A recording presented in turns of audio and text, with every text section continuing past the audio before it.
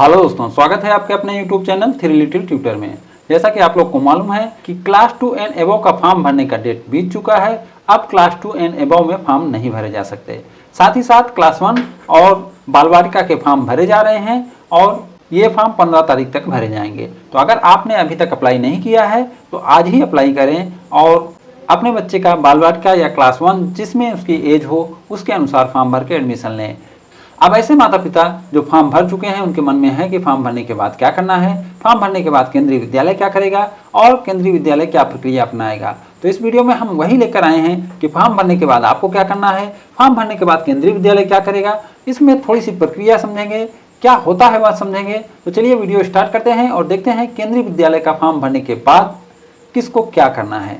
सबसे पहले आपकी तैयारी देखेंगे। अगर आपने केंद्रीय विद्यालय का फॉर्म भर दिया है तो उसके बाद आपको क्या करना चाहिए। उसके बाद आपको एप्लीकेशन का प्रिंट आउट निकाल लें और उसे अच्छे से पढ़ लें। नोट करें कि कोई गलत जानकारी तो नहीं फिल हुई है। अगर हुई है तो उसे 15 अप्रैल से पहले सुधार लें। अगर आपने फॉर्म ऑफलाइन भरा है तो भी उसकी फोटो कॉपी करके रख लें। तो पहला काम आपको यही करना है कि प्रिंट आउट निकाल लें, उसे पढ़ें और अगर कोई गलत जानकारी भरा गई है तो उसमें करेक्शन करें या 15 अप्रैल से पहले दूसरा फॉर्म भरें। अगर आपने ऑफलाइन बाल बालिका के लिए फॉर्म भरा है तब भी उसका फोटो कॉपी करके ही रखें ताकि आपको पता रहे कि आपने क्या चीज जमा किया हुआ है केंद्रीय विद्यालय के पास। प्रिंट आउट के दूसरे पेज पर डॉक्यूमेंट्स की लिस्ट है, उस लिस्ट से मिलान कर लें कि सभी डॉक्यूमेंट आपके पास है। यदि नहीं है तो उसे बनवा लें। इस लिस्ट के अलावा आपके पास बच्चे का आधार और ब्लड ग्रुप का सर्टिफिकेट भी होना चाहिए। तो प्रिंट आउट के दूसरे पेज पर जो डॉक्यूमेंट की लिस्ट है उसे ध्यान से पढ़ लें। वो सारे डॉक्यूमेंट आपके पास होने चाहिए। साथ ही साथ आपके पास बच्चे का आधार कार्ड और ब्लड ग्रुप का सर्टिफिकेट भी होना चाहिए। अगर आप बाल बालिका या अन्य क्लास के लिए ऑफलाइन फॉर्म भर रहे हैं तो भी सभी डॉक्यूमेंट को पहले से ही अच्छी तरह से चेक करके ही जमा करें, क्योंकि जमा करने के बाद कोई करेक्शन नहीं कर पाएंगे। बाल बालिका के फॉर्म ऑफलाइन भरे जा रहे हैं और ऑफलाइन में एक चीज होता है कि जितने भी डॉक्यूमेंट हैं उन्हें आपको तुरंत ही अटैच करके जमा करना रहता है। यानी जब फॉर्म आप जमा करने जाएंगे उसी समय सारे डॉक्यूमेंट आपके पास होने चाहिए, उनकी फोटोकॉपी लगाकर आपको फॉर्म को जमा करना है। तो इसलिए अगर आप बाल बालिका के ऑफलाइन फॉर्म भर रहे हैं तब भी सभी डॉक्यूमेंट चेक करके तभी जमा करें, क्योंकि जमा करने के बाद कोई करेक्शन नहीं होगा। अब देखेंगे केंद्रीय विद्यालय की तैयारी। जैसे आप फॉर्म सबमिट कर देते हैं तो केंद्रीय विद्यालय भी उस पर कुछ प्रक्रिया करते रहता है, इसलिए उसे भी थोड़ा सा समझ लेने से आपको पता रहेगा कि केंद्रीय विद्यालय क्या करता है। जैसे आप ऑफलाइन फॉर्म भरते हैं तो उस फॉर्म का छटनी करना, उसे ग्रुप वाइज रखना, ये सब काम केंद्रीय विद्यालय का होता है। साथ ही साथ केंद्रीय विद्यालय एक कमेटी का गठन करता है जिसके सामने ही लॉटरी निकाली जाती है। तो कमेटी का गठन, लॉटरी निकलने के 5 दिन पहले सभी के भी एक कमेटी बनाएंगे जिसमें प्रिंसिपल, एक टीचर और 2 पेरेंट, जिसमें एक आरटी कोटा का पेरेंट और एक लेडी पेरेंट होंगी और एक विद्यालय मैनेजमेंट कमेटी का व्यक्ति रहेगा। जहां क्लास 11 एंड 12 होगी वहां इस कमेटी में एक स्टूडेंट क्लास 11 या 12 से 6वें मेंबर के रूप में शामिल होगा। तो 5 मेंबर की एक कमेटी बनती है जिसमें एक प्रिंसिपल होता है, एक टीचर होता है, 2 पेरेंट होते हैं और एक विद्यालय मैनेजमेंट कमेटी का व्यक्ति होता है। और साथ ही साथ ऐसे केंद्रीय विद्यालय जहां क्लास 11 एंड 12 की भी क्लास चलती है वहां 6वें मेंबर के रूप में क्लास 11 या 12 का एक बच्चा भी शामिल होगा। ये सब चीजें इसलिए की जाती हैं ताकि आपका विश्वास बना रहे और पारदर्शी तरीके से एडमिशन हो और लॉटरी निकले। कमेटी के सभी मेंबर के सामने ऑनलाइन लॉटरी निकाली जाएगी। इस लॉटरी रिजल्ट का उस केवी के यूट्यूब चैनल पर भी लाइव प्रसारण होगा ताकि सभी माता पिता लॉटरी रिजल्ट को देख सकें और लॉटरी को लेकर उनके मन में कोई गलतफहमी ना हो। तो इतना केंद्रीय विद्यालय करता है। बाकी बहुत सारे काम उनको रहते हैं, लेकिन जो काम हमारे लिए करता है, पारदर्शिता के लिए करता है, वो मैं बता रहा हूँ कि वो अपने यूट्यूब चैनल पर लाइव प्रसारण भी करते हैं ताकि जो माता पिता अप्लाई किए हैं वह लॉटरी रिजल्ट देख सकें और उनके मन में कोई गलतफहमी ना आए। कमेटी की सभी मेंबर के सामने ऑनलाइन लॉटरी निकाली जाएगी जिसका क्रम इस प्रकार होगा। अब लॉटरी कैसे निकलेगी वो भी मैं बता देता हूं।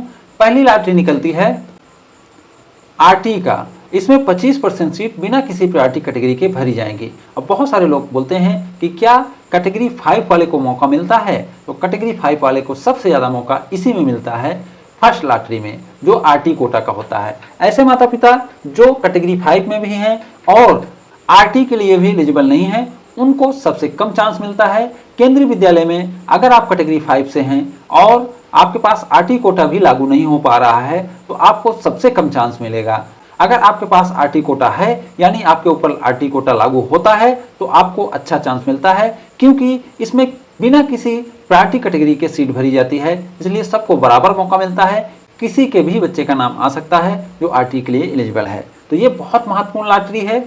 सेकंड लॉटरी होती है CWCN यानी दिव्यांग का, इसमें सभी कास्ट से दिव्यांग बच्चों का चयन होगा। फिर थर्ड लॉटरी होती है कैटेगरी 1 का, इसमें सेंट्रल गवर्नमेंट के कर्मचारियों के बच्चे का चयन होगा। फिर फोर्थ लॉटरी होती है कैटेगरी 2 का, इसमें सेंट्रल गवर्नमेंट के PSU कर्मचारियों के बच्चों का चयन होगा। फिर फिफ्थ लॉटरी होती है SC ST OBC NCL का।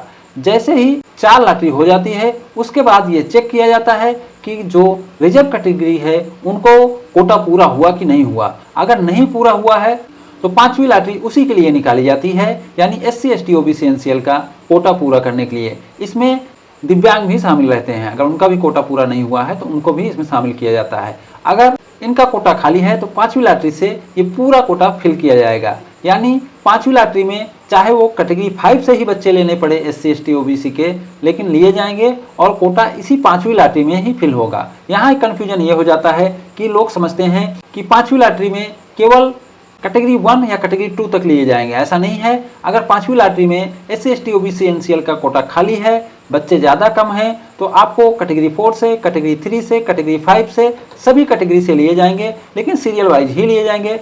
पहले कैटेगरी 3 के लिए जाएंगे क्योंकि कैटेगरी 1 और कैटेगरी 2 से तो लिए जा चुके हैं। पहले कैटेगरी 3 से लिए जाएंगे, फिर कैटेगरी 4, फिर कैटेगरी 5 से, और SC ST OBC NCL का कोटा यहीं पे पूरी तरीके से भर लिया जाएगा।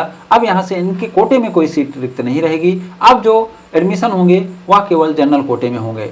तो उपरोक्त लॉटरी के बाद भी यदि SC ST OBC NCL का कोटा फिल नहीं होता है तो आप सबसे पहले SC ST OBC NCL के बच्चे लिए जाएंगे। सिक्स्थ लॉटरी कैटेगरी 3 का होगा, इसमें स्टेट गवर्नमेंट के कर्मचारियों के बच्चे का चयन होगा।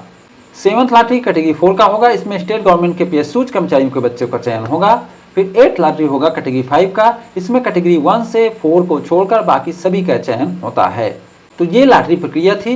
केंद्रीय विद्यालय में इसी तरीके से लॉटरी निकाली जाएगी, कमेटी के सामने निकाली जाएगी, और ये सभी लॉटरी एक ही दिन बारी बारी से होगी और सभी की लिस्ट एक साथ आएगी। ये लॉटरी का सीक्वेंस भले ऐसे बताया गया है, लेकिन सभी लॉटरी एक साथ निकलेगी, माने बारी बारी से एक ही दिन निकलेगी और सभी का जो लिस्ट है वह एक साथ आएगा। ऐसा नहीं है कि आगे पीछे लिस्ट आएगी, लिस्ट सबकी एक साथ आएगी। तो ये जानकारी थी जिसे आपको देनी थी। उम्मीद करता हूँ कि ये जानकारी आपको अच्छी लगी होगी। अगर ये जानकारी अच्छी लगी हो तो इसे लाइक एंड शेयर करें और हमारे चैनल को सब्सक्राइब भी करें। Thank you for watching.